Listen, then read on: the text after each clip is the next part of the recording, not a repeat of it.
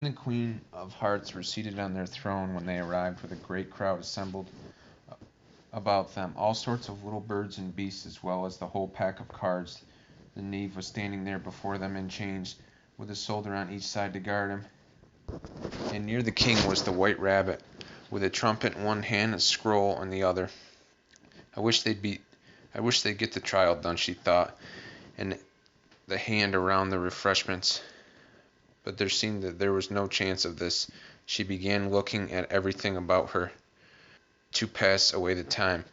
Alice has never been in court or of justice before, but she had read about them in books. She was quite pleased to find out she knew the name of nearly everything there. That's the judge, she said to herself, because of his great wig. The judge, by the way, was the king, and he wore the crown over the wig, and he did not look comfortable at all. And that's the jury box, thought Alice. In those 12 centuries, she said, creatures, you see, because some of them were animals and some were birds. I suppose they are the jurors.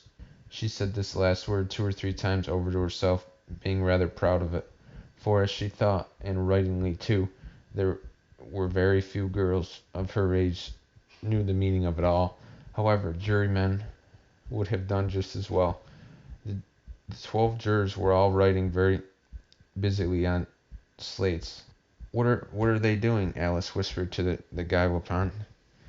They can't have anything to put down yet before the trial's begun. They're putting down their names, the Gallipound whispered in reply, for fear they should forget by the end of the trial. Stupid things, Alice began in a loud, engaged voice, but she stopped herself hastily, for the white rabbit cried out, "Silence in court!" and the king put on spectacles and looked anxiously round to make out who was talking.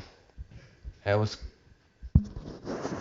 could see as well as look over her shoulders at all the jurors that were writing down, and she could even make out that one of them didn't know how to spell stupid, that he had to ask the neighbor to tell him. Before the trial is over, thought Alice, one of the juniors had a pencil Alice could not stand. She went round the court and got behind him, and very soon found an opportunity of taking it away. She did it so quickly that the poor little juror could not make out what had become of it. So after hunting all about it to write with one finger for the rest of the day was very little use. It left no mark on his slate.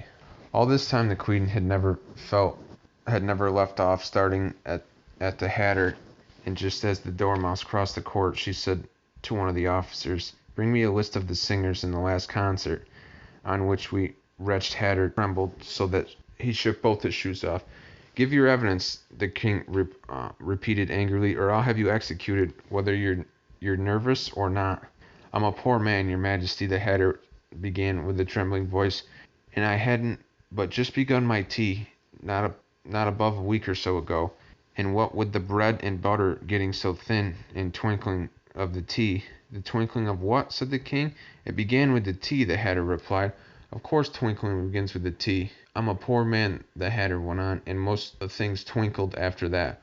"I didn't," the March Hatter said. "You did," said the Hatter. "I deny it," said the March Hatter. "He denies it," said the king. "Leave out that part." "I cannot go any lower," said the Hatter. "I'm on the floor as it is." "Then you may sit down," the king replied. "Here's a nut here," the other guinea pig cheered, was suppressed. "Come, that finishes the guinea pigs," thought Alice. "Now we all shall get on better." "I'd rather finish my tea," said the Hatter, with an anxious look at the Queen, who was reading the list of singers. "You may go," said the king. The Hatter left the court without even putting his shoes on. "Take his head off outside," the Queen added to one of the officers, but the Hatter was out of sight before the officer could get to the door. "Call the next witness," said the king. The next witness was the Duchess's cook. She carried the pepper box in her hand, and Alice guessed who it was even before she got to the court. By the way, the people near the door began sneezing all at once. "Give your evidence," said the king. "Shun," said the cook. The king looked anxiously at the white rabbit, who said in a low voice, "Your majesty must cross-examine this witness." "Well, if I must, I must," the king said, with a melancholy air. After folding his arms and frowning at the cook till his eyes were nearly out of sight, he said in a deep voice, "What are tarts made of?" "Pepper, mostly," said the cook. "Trickled," said the sleepy voice behind her. "Collar that dormouse," the queen shrieked. "Behead that dormouse. Turn that dormouse out of court. Suppress him. Pinch him. Off with his whiskers." For some minutes the whole court was in confusion getting the dormouse turned out, and by that time they had settled down again, and the cook disappeared. "Never mind," said the king with great relief. "Call the next witness," and he added in an undertone to the queen. "Really, my dear, you must cross-examine the next witness. It quite makes my forehead ache." Alice watched the white rabbit as he fumbled over the list, feeling very curious to see what the next witness would be like.